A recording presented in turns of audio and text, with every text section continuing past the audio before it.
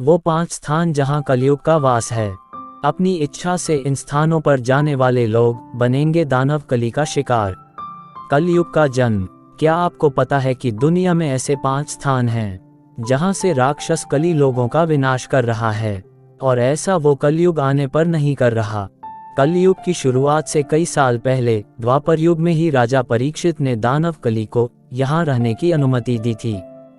हिंदू धर्म ग्रंथों के अनुसार कुरुक्षेत्र महाभारत का महान युद्ध द्वापर युग के अंत का प्रतीक था।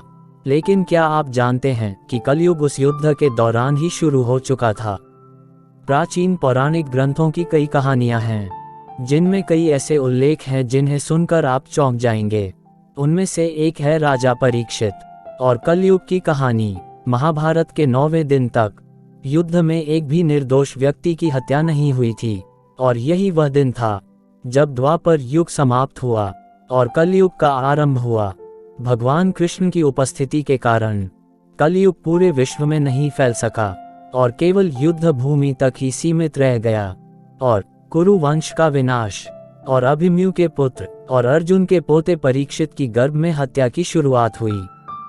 खैर, श्री कृष्ण ने उत्तरा के गर्भ में प्रवेश कर परीक्षित की जान बचा ली। युद्ध के कुछ समय बाद जब पांडवों ने भगवान कृष्ण की मृत्यु के बारे में सुना तो उन्होंने द्रौपदी के साथ राजपाट छोड़ दिया और अपने एकमात्र जीवित पोते परीक्षित को राजा बना दिया।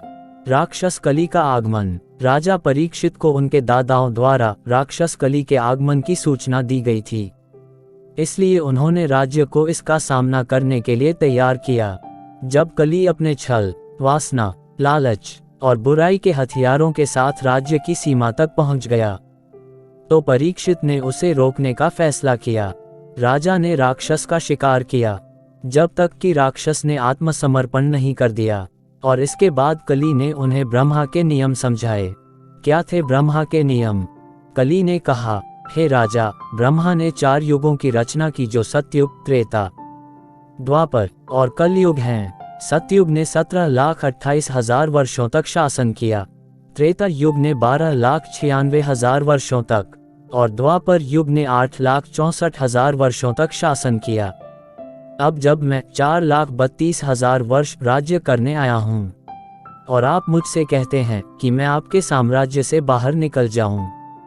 परीक्षित को लगा कि उन्हें ब्रह्मा की योजना का सम्मान तो करना ही पड़ेगा। यही सोचते हुए उन्होंने कली को यह चेतावनी देते हुए रिहा कर दिया कि समय समाप्त होने से पहले मानव जाति को नष्ट न करें। उन्होंने कहा, तुम केवल इन 5 स्थानों पर ही रहोगे और अपनी सीमा कभी पार नहीं करोगे। जो लोग स्वेच्छा से इन स्थानों पर आएंगे वे राक्षस कली के शिकार बन जाएंगे। तो कौन से हैं वे 5 स्थान जहां है कली का वास? आपको लग रहा होगा कि धरती पर ऐसे कौन से स्थान हैं जहां राक्षस कली निवास कर रहा है और आपको पता भी नहीं है।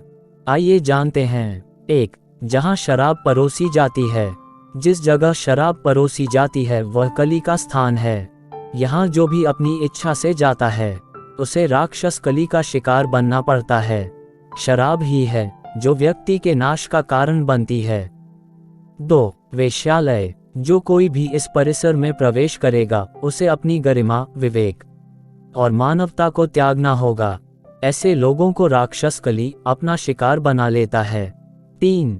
कसाईखाने या स्लॉटर हाउस। राजा परीक्षित ने कली से कहा कि आपको इस स्थान पर निवास करना चाहिए जहां मनुष्य अपनी मानवता को छोड़कर अपने अंदर की बुराई को प्रकट करते हैं और निर्दोष जानवरों और मनुष्यों का वध करते हैं।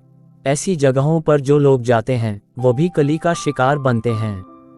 4. जुआ घर। जो लोग यहाँ आते हैं वे अपना जीवन दांव पर लगाने के लिए तैयार रहते हैं, इसलिए हे कली, तुम्हें उनका जीवन नष्ट करने का अधिकार है। राजा परीक्षित ने कली को यहाँ भी रहने के लिए कहा। 5. सोना। इसे राजा परीक्षित ने लालच का हथियार बताया।